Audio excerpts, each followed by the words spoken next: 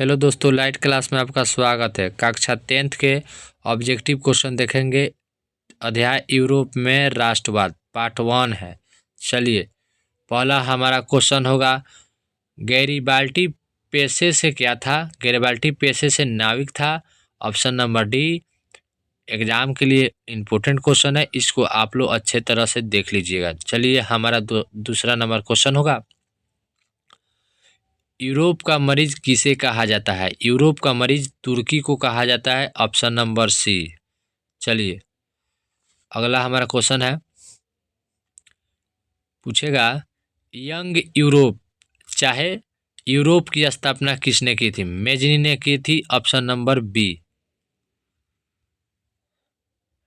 चलिए, किस युद्ध के बाद जर्मनी का एकीकरण पूरा हुआ था? किस युद्ध के? सीडौन के युद्ध के कारण सीडौन युद्ध हुआ था, जर्मनी का एकीकरण पूरा हुआ था। चलिए, हमारा अगला क्वेश्चन है 5 नंबर, यूरोप वासियों के लिए किस देश का साहित्य एवं ज्ञान विज्ञान प्रेरणा स्रोत है? किस लिए? यूनान। Option number B. चलिए, इटली एवं जर्मनी के वर्तमान किस महादेश के अंतर्गत आते हैं? यूरोप के अंतर्गत आते हैं। Option number C. चलिए, अगला हमारा क्वेश्चन होगा 7 नंबर, रक्त एवं लौ की नीति का अवलंबन किसने किया था? किसने किया था? बिस्मार्क ने किया था। ऑप्शन नंबर सी। एग्जाम के लिए इंपॉर्टेंट है। चलिए, जर्मन राइस राज्य का निर्माण किसने किया था? किसने किया? नेपोलियन बोनापार्ट ने किया था। Option number B. Vienna Congress के द्वारा फ्रांस में किस शासक वंश का पुनर्स्थापन की गई थी? किस शासक के? बुर्बो राजवंश के, यानी कि फ्रांस के राजगद्दी पर बैठा था यह शासन। चलिए, सन 1870 में फ्रांस की प्रासा के बीच युद्ध कहाँ हुआ था? सीडौन में हुआ था। सीडौन में हुआ था युद्ध। ऑप्शन नंबर ए।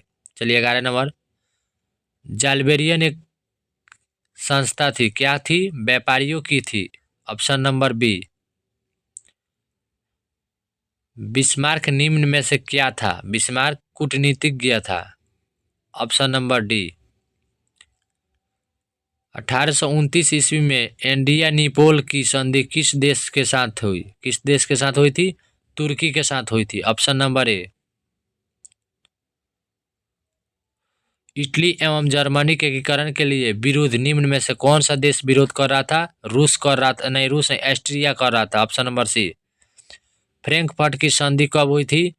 1871 में। Option number D. यूरोप वासियों के लिए किस देश के साहित्य एवं ज्ञान विज्ञान प्रेरणा स्रोत था? किस? Option number B. यूनान। मेजनी का संबंध किस गठन से था? किस गठन से था? कार्बोनरी से था। इंपॉर्टेंट क्वेश्चन है। Option number B.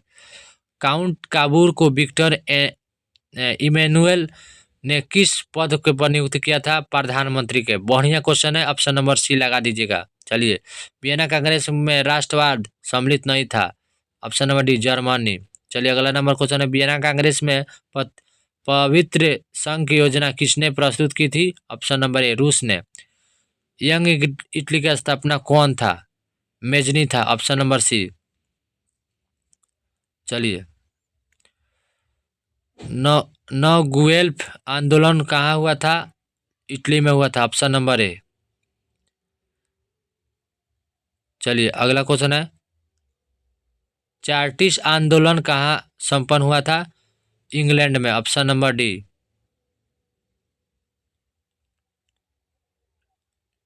चलिए, जाल्बेराइन की स्थापना किस राज्य में हुआ था?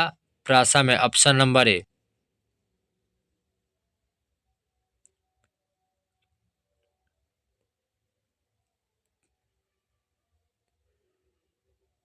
हंगरी की भाषा क्या थी? मैंगेयार थी। मैंगेयार मतलब भाषा थी वहाँ के। मरियान किस देश के राष्ट्रवाद की प्रतीक थी? कि फ्रांस की। ऑप्शन नंबर ए। मरियान किस देश की थी? फ्रांस की। यूरोप सभ्यता का पालन किसे कहा जाता है?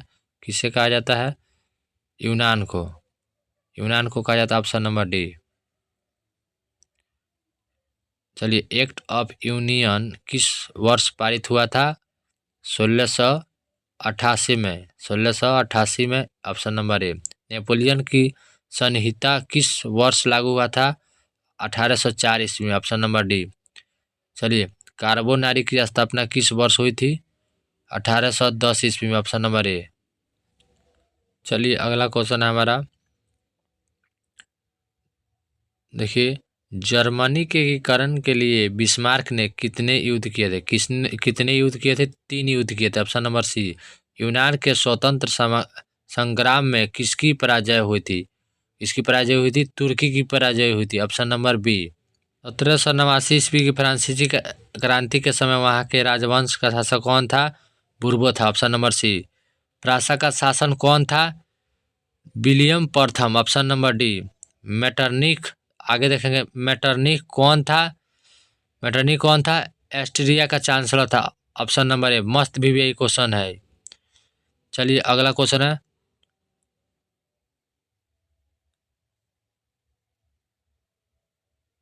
चलिए अगला नंबर हम देखेंगे 36 नंबर। सेडाओ के युद्ध में किसकी पराजय हुई थी? ऑस्ट्रिया की पराजय हुई थी, ऑप्शन नंबर सी। रक्त एवं लौ की नीति किसने अपनाई थी? बिस्मार्क ने अपनाई थी, ऑप्शन नंबर ए। लाल कुर्ती की टुकड़ी का गठन किसने किया था? गैरिबाल्डी ने किया था, ऑप्शन नंबर डी। जर्मन एवं इटली के एकीकरण के फ्रांस में शासन कौन था? Option number Napoleon Bonaparte three. राष्ट्रवाद की अवधारणा का जन्म किस घटना से माना जाता है? पुण्य जागरण से, option number A. Sardinia Piedmont का शासक कौन था? Victor Emmanuel, option number C. किस संधि द्वारा स्वतंत्र यूनान के राष्ट्र की स्थापना हुई थी? ऑप्शन नंबर बी, कुस्तुबिनिया की संधि द्वारा। चलिए, 43 नंबर क्वेश्चन है, किस संधि द्वारा जर्मन का एकीकरण पूरा हुआ था? फ्रैंकफर्ट की संधि द्वारा, ऑप्शन नंबर डी। युवा इटली के संस्था का विकास किसने किया था? मेजनी ने किया था, ऑप्शन नंबर ए। चलिए, अगला नंबर क्वेश्चन देखेंगे, नेपोलियन ने जर्मनी के किस संघ की स्थापना किया था? राइट संघ की स्थापना